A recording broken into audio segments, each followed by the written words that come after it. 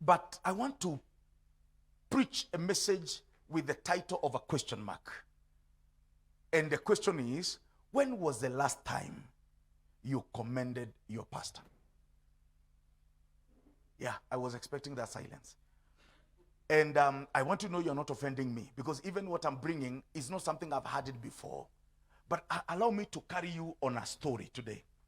Apostle Paul, those who have NLT Bibles, or those who have Bibles that normally have a title on the top of the topic, on the type of a chapter, this one is written Apostle Paul's life and vision. So there is a lot of scriptures, a lot of chapters in the book of 1st, 2nd Corinthians, but this one got me interested so much because it's like a summary. It's like now he's saying it, he's opening up his heart. And all of you who know is that by the time Apostle Paul is writing to the church of Corinthians and even writing to Timothy, his age has advanced a bit. And he's speaking on the matter that is not prophetic, but he's doing what we call in Swahili, kuchambua. It's like he's doing revision. He has monitored the church, so he has discovered this is the way you have decided to do. And then he's telling them what he went through with them.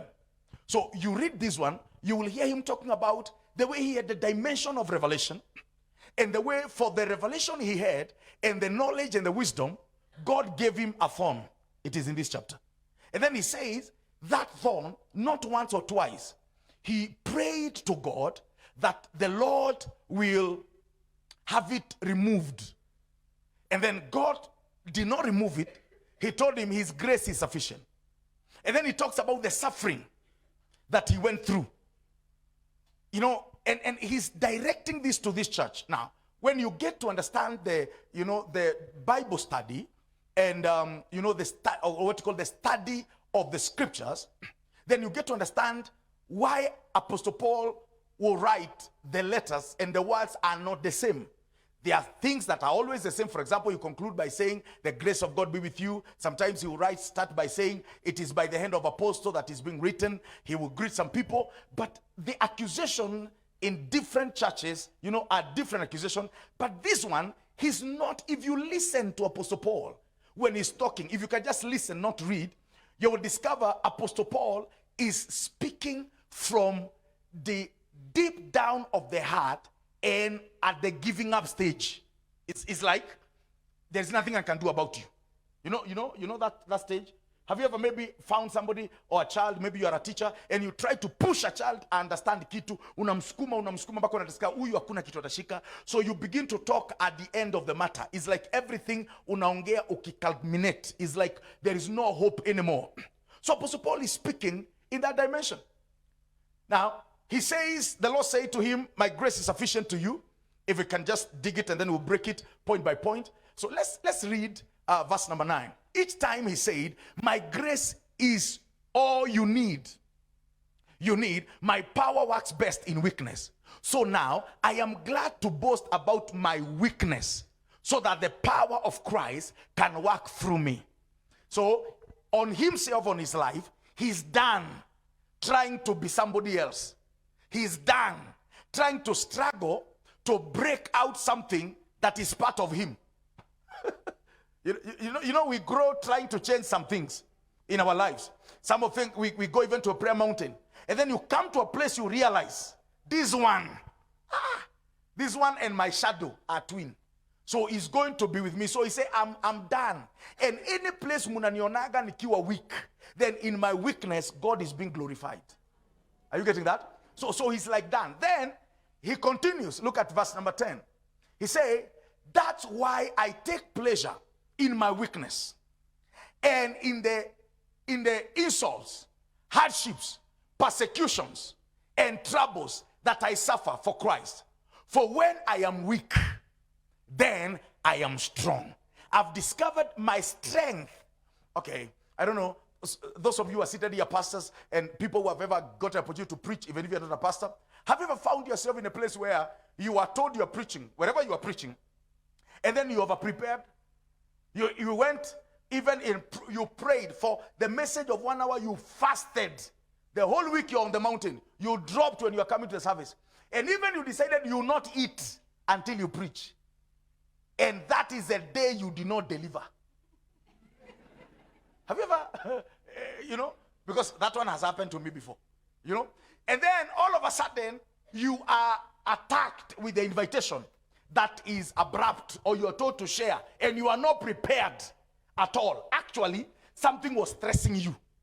Maybe it is marital issues or children issue, or there was a loan. Na hiyo time unaambiwa ndio kalon kaliingia. Kana kuambia ujiandae, they are coming for your things. And then in that confusion, you are told to share. And then you just hold the Bible, na unafungua tu inaangukia Psalms 133, ama something like that. And then God decided to walk in the meeting so that he can tell you, I am using you because you happen to be there. So possible is saying, sasa sina vita na mtu, nimerealize kwamba katika udhaifu wangu, that is when the God's strength is manifested. Now look at the next verse, verse number 10. Verse number 10. He says, you have made me act. Hey, now, these are the statement I'm saying. And I'm here the church, you have made me act like a fool. Boasting like this. You ought to be writing a commendation for me. Stop that now. Yeah. You have made me act like a fool. At this level, by now, as your pastor, all these years, what I'm supposed to be receiving from you is not accusation or attacks. It's a commendation letter. So hii miaka yote nimeishi nigojea siku moja utasema well done pastor. Nimegojea commendation letter. You'd have commended me. For I am not all inferior to these super apostles, even though I am nothing at all. In that nothingness, in that smallness, in the fact that I never saw Jesus live. But at least, look at the next verse. Why would he say that? When I was with you, I certainly gave you proof that I am an apostle. For I patiently did many signs and wonders and miracles among you. Yani, hii miracles zote. Na hii yote mumerealize, mjua mimi ni dhaifu. Mimi ni chongo. Paulo alikuwa jicho moja ni chongo. Na alikuwa na mbogoro. Na kalikuwa kafupi. Na kalikuwa na hasira. Na kalikuwa kamtu kalikuwa na damu ya watu kwa mikono. Kafanya vitu. Anasema, in all that weakness, at least you know. And then number 2, I was not there with Peter. I never saw him walking on water. I was not there with Jesus. Nimekuja kinyuma, lakini kiwa the least among the apostles, at least you people are witness, there are some miracles that are taking place. Yeah. Listen, I believe with all my heart, Apostle Paul so much identified himself with the Corinthians church, like it was a local church, even if he traveled. Because the thing he's saying, he cannot say that as a visitor. There are things that you people don't know about me because I don't stay here. There are things you don't know about me because I don't do you counseling. But he's saying, I've been here with you. You are a witness. Somebody has received a miracle on this altar. You are a witness. And some of you, you yourself, you are a miracle. The way you are seated there, you are a miracle. So, hata kama Nyanyuki wanaweza sema, mimi Prophet Paul Moneki, I'm not a man of God. Wewe uko na ushahidi. Sasa wengine wakinipiga mishale, ungenicommend. Ungenicommend. Na hapo ndio mnaingiliaga hii maneno ya kusema ati pastor atapokea utukufu. Hiyo isemi give me glory, nasema ni commend. Yani niambie boss umedeliver. Yani kwa appreciation. Useme na hata kama unaona kama sitaji, wewe sio mshuhuda kwamba kuna tumuujiza. Hata kama tulikuwa to popcorn. Inawezekana kuna mtu sijafufua, lakini si kuna uchumi nilifufua. Yeah. There's a possibility that I did not resurrect a woman somewhere, but I resurrected a destiny somewhere. Yeah. Ladies and gentlemen, you can go to the car park there and you'll find a car of someone who never thought they can ever drive. They didn't have a role model in their family. Somebody whose poverty was seated on them. Even if I did not make a cripple to walk, someone who was crippled in poverty, they walked, and you people are the witness. So Apostle Paul is saying, why are you treating me like a visiting preacher? Yeah. Why are you treating me like Apostle Moses? Or Apostle Chris Atemo? Or Apostle Patrick? I've been here with you. You are here. You have seen the way nimevumilia ujinga ya watu wengine. Mpaka wamefika mahali mpaka wengine wanashika microphone. Si tumekuwa na nyinyi hapa? Watu wengine tu hapo walikuwa todhi manganga, lakini sasa hizi wanashika microphone. We have been with you in this journey. So you know, that's what he's saying. You know the miracles that I've done.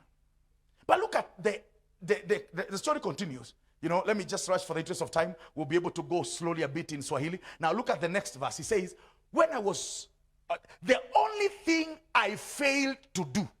So I'm telling you, I failed.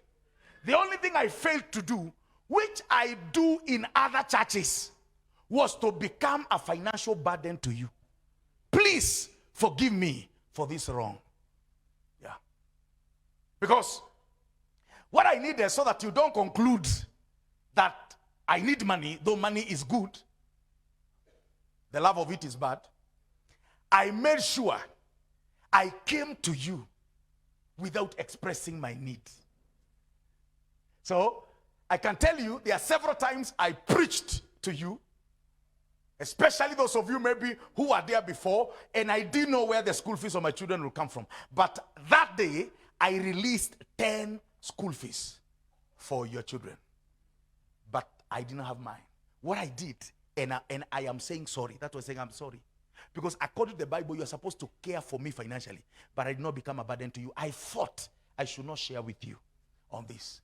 You saw things happening that you are not involved. You saw me come with a new car and I didn't ask you for your support. You saw even things happening in church, and sometimes I didn't say you give. I am sorry for not burdening you. The other day I was listening to a man of God called Kenneth Hagin, who said, Kenneth Hagin was a pastor. Kenneth Hagin's life, I think I'm following that steps maybe. I heard it the other day, I didn't know. He was a pastor of a local church. Then God called him to do traveling ministry like the way I'm doing. And then now God called him to be doing his own meetings. He will host himself in town. So when he was doing the traveling ministry, the Lord told him after 8 years, after handing over the church to another pastor for 8 years, the Lord told him to go back and repent for not teaching that church tithing and giving. He said, you left them in poverty. So he went back to say, sorry, I was not a burden to you. I thought he was out of scriptures, and is this one. Apostle Paul is saying, the only thing I failed, I have taught you giving, I've taught you Holy Spirit, I've taught you this, I've taught you to give to the work of God, but the only thing I did not do, I did not allow you to give to me. I did not allow myself to become a burden to you. So, for that one, I am sorry. So I'm here to apologize on behalf of the prophet for not becoming a burden to you financially. For that one, I am sorry. The only thing I did not do, he said, forgive me. Bwana Yesu asifiwe. Siko kwa Biblia. Na Biblia hii ni yenu. Haya. Unajua ningesoma hivi ningesema ni yangu. Hii ni yenu ya kanisa yenu ndio inawekwa pale. Forgive me for this wrong. Then he moved now to the next verse. He said, now I am coming to you for the third time. So I will not stop coming. I'm coming back to you for the third time. And I will not be burdened to you. Again. They say, sasa kuna maandiko mengine nasomaga unasikia ulie ama ufungue watu vichwa urushe maandiko ndani. If you can give us amplified, or everybody who has amplified, it says something that I read it and I was shocked. It says, it is not, I do not want what you have. Now look at me. Actually, if what you have is what I need, what do you have? Because if what you have is what I need, I should be doing. I don't even know what you're giving. I don't know even what is your tithe. Now look what we say. He said, now for the third time, I am ready to come to visit you, and I will not be burdened. I will not burden you financially. For it is not your money that I want, but you. Anytime you see me climbing the pulpit, I am wondering when I'm going to move you to the next level. Let me ask you a question. Have you ever seen your pastor, the prophet, preach and then become angry? Na hakuna mtu amemchokoza? Na hakuna mtu amemtukana? Furthermore, hakuna mtu mwingine anaongea, ni yeye peke yake na mic. Na hata ana interpreter. Anakasirika, anasema mnashika. Kwa sababu sasa ile kitu inamsukuma ni wewe. Na unakaa ushiki, na kuna wengine mnakuwa kama agent of discouragement to the man of God. Umekapa umengedhia. Sasa anashangaa agekerekeranyita. Anasikia kukushika akutikise, akushike mguu akuvurutie chini. Saa hizo akifanya hivyo hata ajui how much is going to be the giving. We give last now. Hello? We don't give at the gate. That I'm preaching this way because the report from the gate man is saying we have already 1 million. No. Apostle Paul asema nitarudi tena kwenyu. Na ningetaka msikie. Hata kama nakujaga munaitisha offering, that is not the reason I'm coming there. It is not your money. It is you. It is you. I am interested with your life. Do you know there are many people who leave church because the pastor is too harsh in developing them? Yeah. Somebody is not leaving church because the pastor is wicked. Because the pastor has been hard on them. For how long? I know a church where when you join, they say you have 3 months to change. I was shocked about that church. And after 3 months, if you have not changed, they say, God bless you. They write a recommendation letter. Look for another church. This is not ours. We are here for you, not yours. Can we read all of us? 1, 2, 3. Now.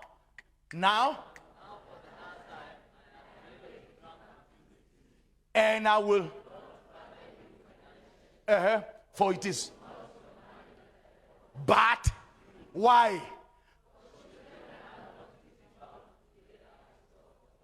But yeah, he's saying, what do you take me for?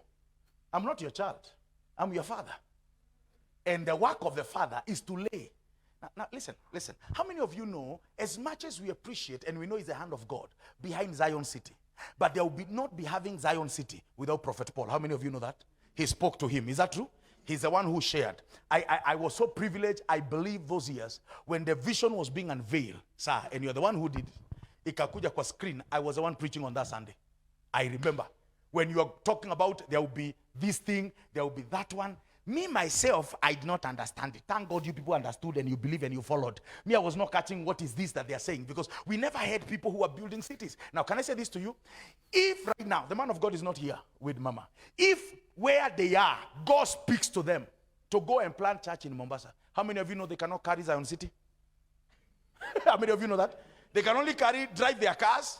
They can sell their house. They can sell any piece of land they have here. They cannot carry here. This one is an inheritance for you as a children.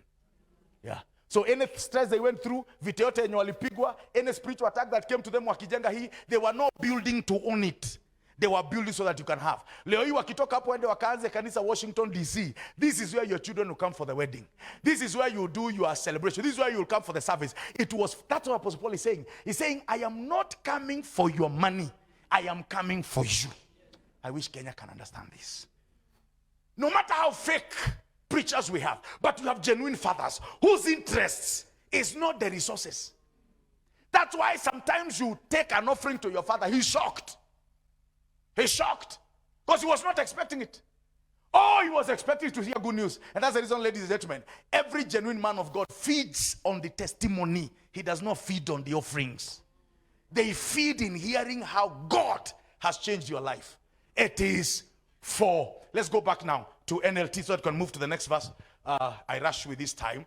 Then the most painful part, it is this one. Verse 14, he says, now I am coming. No, verse 15. Verse 15. I will gladly spend myself and all I have for you. Even though it seems that the more I love you, the less you love me. Yeah. Now, all of you understand. I want to illustrate something as I conclude. Maybe I can have. This is a sign of love. No, just one. I needed one. Hi. Anytime you hear the word love, bring me something else. There was some stuff I was using. Anytime you hear the word love, if I draw this, what am I showing? In other words, is what? Or? Hey, thank you. Those who have said that, clap for yourself. It's either two things. Number one, it's either I am saying, if I throw, try to emoji or what? Or something? Nikirusha kwa WhatsApp, ukimeniandikia nikurushie karoho kared na kana dunda. Si kana dunda hivi. What message am I sending? It's love. Is that true? Now, love comes from the heart. Apostle Paul is one man. He's talking to the church of Corinthians. Let's assume the Corinthian church has about 700 or 1,000 people. But this is what he's saying. He's saying, the more I love you, this one heart has supplied love to all of you. But the way I'm feeling in this heart, 700 of you have not equaled or matched the love I have to you. Hey, am I going ahead of myself? Or we should look at this. I will gladly spend. Now, give us King James Version there so that you get something here. King James Version. King James Version. King James Version. King James Version. I have about 15 minutes. This one will explain. It will get home. It will get home. Look at it. It says, and I will very gladly spend and be. What is that? What do you understand by that? I will gladly spend and be spend. What is that? Spend is cash. Be spent is energy. Or? Yeah.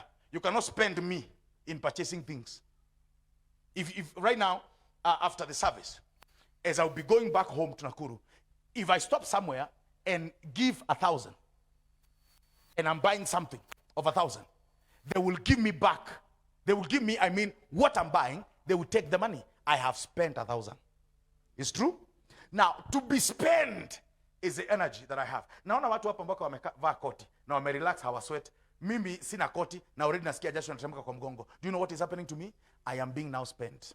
Sasa ni tuthao twa energy tunaenda na haturudigi. Na burn to calories. Nasikiza, the issue with spending is different with investing. Sir, investing means you wait for what? For return. Are you in a circle? End of the year you get what? Dividends. You have invested in other places, you get dividends. Do you get dividends after taking coffee in Java? After the year you go say, I've been taking Java here every day. No, because what you have been doing, you have not been investing in Java, you have been spending. So by the time I am done with the second service as your pastor and I'm going to my office, sometimes the way I walk, don't copy it. It's not my walking style. That walking style is not the walking. Before I became a preacher, I was walking like this because every energy was with me. But all of a sudden, after preaching for the service, could bounce, could sink. So after the service, walking like this, encouraging myself. Ulimi imekauka, lips zangu ziko dry. Lakini najaribu kuweka energy, kupatiana high five kwa watoto wa Sunday school, kwa mtu yote mwenye anapita pale, but already I'm spent. And guess what? The way I've been spent, it cannot come back. Listen, they say every man of God who has preached over 50 years, if they go for a genuine test of their age, they are almost twice their age. Yeah, it's proven. There are some men of God who died, moyo yake inaangaliwa inapimwa, kama mmoja alikufa na 58. Alipopimwa, he was 300 and something, the age of the heart and the blood does not lie.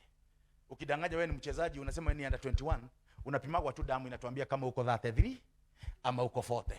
Hainaga story mob. So damu saa hizi tukichukua prophet tuseme tumpeleke apimwe na physician. Damu ipimwe age. Sia, unajua kuna age ya kusema ya AD. Ipimwe. Kwa sababu hii kuspendiwa hii inatoaga, inakimbisha moyo vile unavyopiga damu, anatumika. Na anasema hana shida. Number 1, hajakuwa burden financially. Number 2, anasema I am ready to spend my money. I have been giving in every project that has been going here. I've spent my resources for the gospel. Then on the other hand, I'm spending my energy. Lakini anasema, the more I love you, the lesser I be loved. Now look at this. The opposite of love is not actually hate in this context. Not in English. In English you can answer that. There are people, the people we live together and we no longer love them, not that we hate them. But if you're going to relate with them, we replace love with lust. Now, this is what lust does. That word is used mostly when a man is interested with a lady for sex and not for love. They have lusted her. So when you lust somebody, you use them. And then when you are done, you dump them. That is lust. Love, we don't use each other.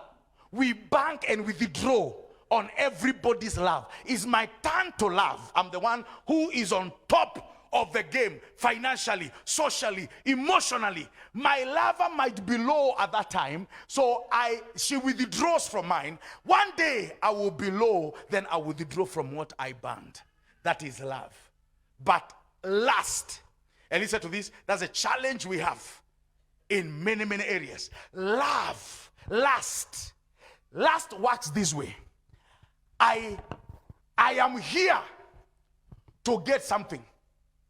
Because I don't love you, Prophet Paul.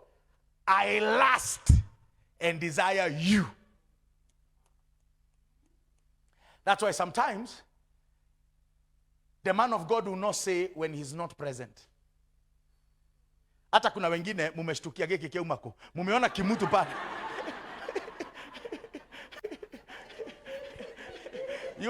You are expecting a brown guy. Then all of a sudden you're finding a black guy. You wonder, where is our papa? Because that's the way now the Pentecost church is working. So I come to Zion City because I am looking for grace. Hata vile niliambiwa nikitoka Narumoro, niliambiwa nikikuja kwa School of Supernatural, that man, one declaration akinekelea mikono, my love has changed. So I am not here because I love him. I am here because I want to use him. Yeah. So after every service, what we do from his heart is that I will take my peace home with me. So the heart of a man of God is divided like pizza. So I will take my peace, and then we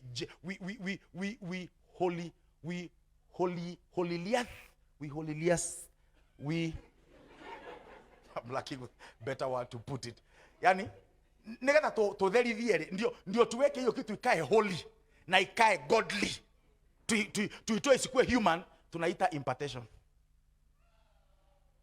Impartation. When the man has released his love, and because it was lust, for you to know his lust, I can carry the peace of his heart.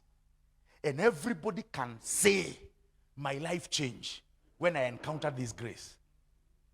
So I am working in my office where this grace promoted me. Where this love, the love that made a married man not to sleep 8 hours on his bed next to his wife, and is not having marital conflict, he will come out at midnight for love.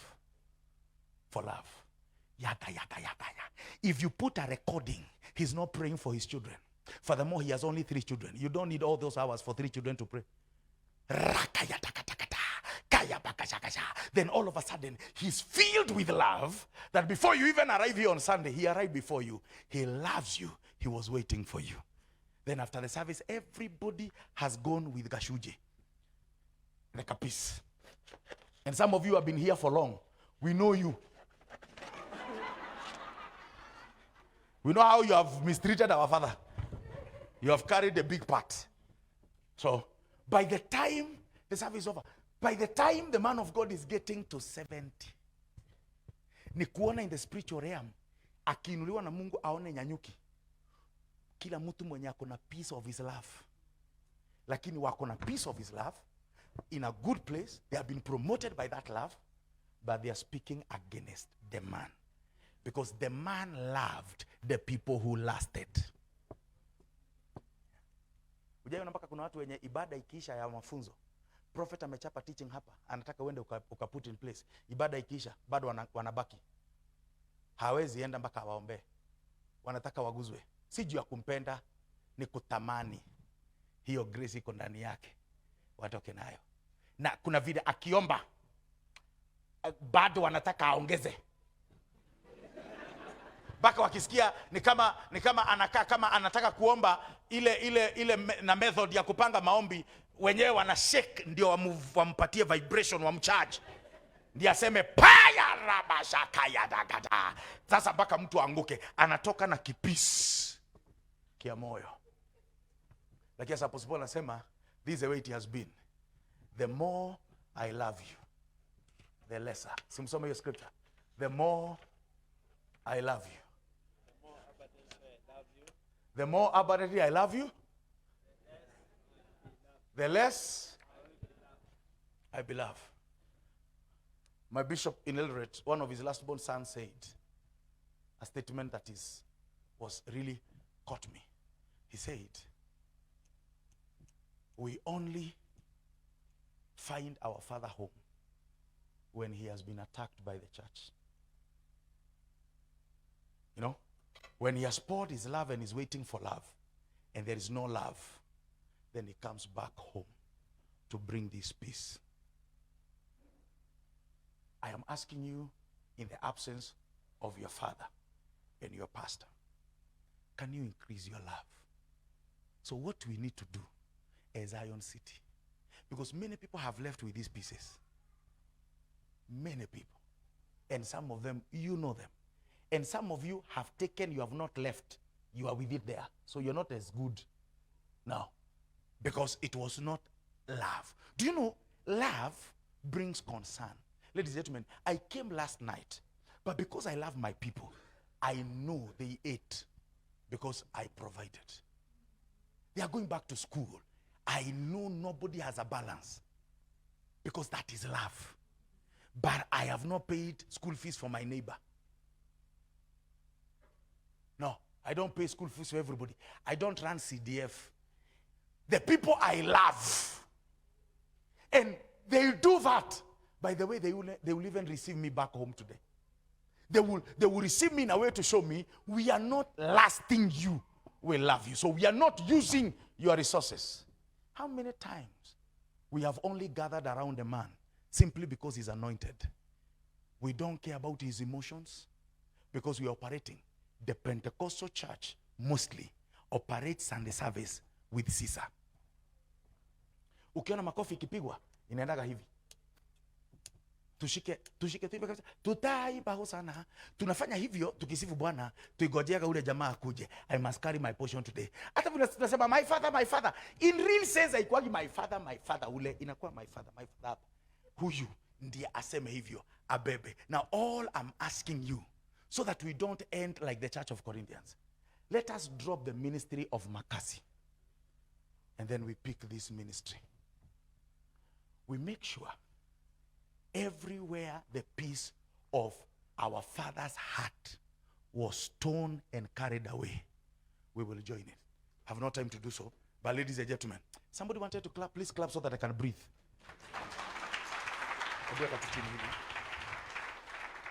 Hawa jamaa wakitake time, kwa sababu hakuna party imepotea, wa put away he, in a short while, they will bring back the heart.